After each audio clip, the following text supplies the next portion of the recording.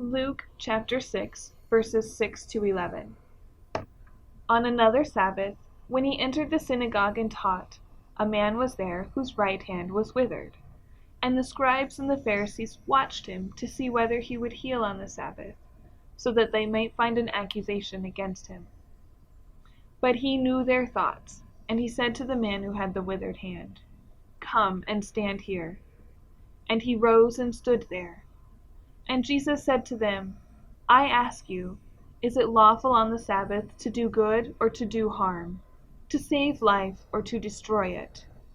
And he looked around on them all and said to him, "Stretch out your hand." And he did so, and his hand was restored. But they were filled with fury and discussed with one another what they might do to Jesus. This same miracle is found in both Mark and Matthew, with only slight differences.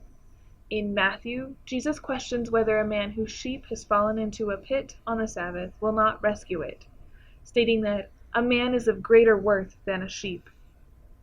Mark adds that after Jesus asked whether it is lawful to do good or to do evil on the Sabbath, and they responded with silence, that he was grieved at their hardness of heart.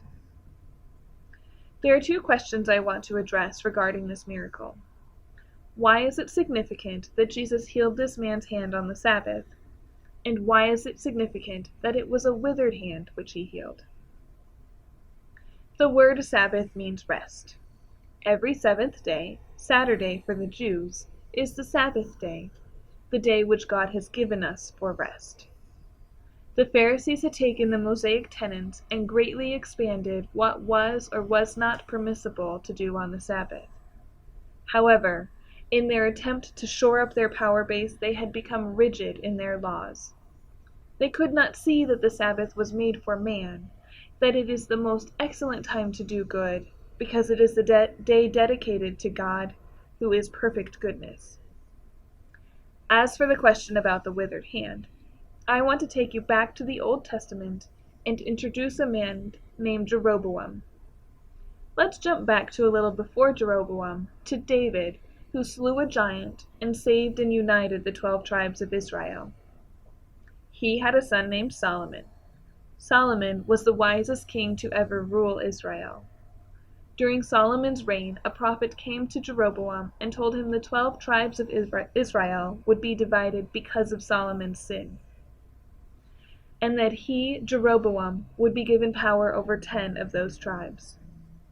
The 2 southern tribes, now called Judah, remained under the sovereignty of Solomon's son, Rehoboam. The remaining 10 tribes of the north, now called Israel, would have Jeroboam as their king. Thus, what David had united had now been divided. Remember, Jeroboam was chosen by God to rule Israel. The only stipulation was that he live according to God's statutes, to obey his commands. However, Jeroboam did not obey what God commanded. He built an altar in Bethel and cast 2 gold calves.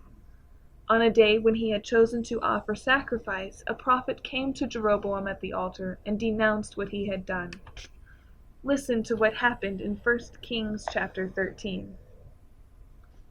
When King Jeroboam heard what the man of God was crying out against the altar, he stretched forth his hand from the altar and said, "Seize him."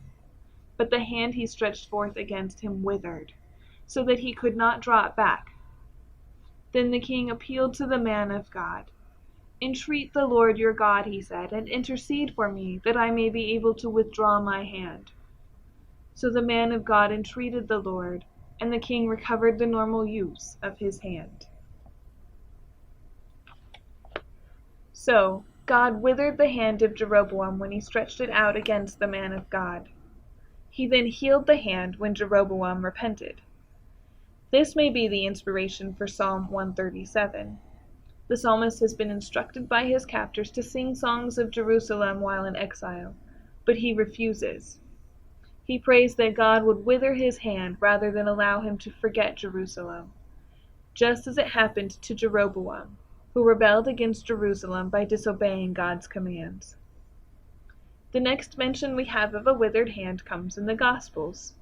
Jesus heals this man in the synagogue, a holy place, on the Sabbath, the day dedicated to God and to his goodness, as a sign that he is the Messiah who will unite all nations, Jew and Gentile, that the altar on which his sacrifice is offered is the true Jerusalem, the new Jerusalem of which John speaks in his Revelation, where he reigns eternally with his Father and the Holy Spirit.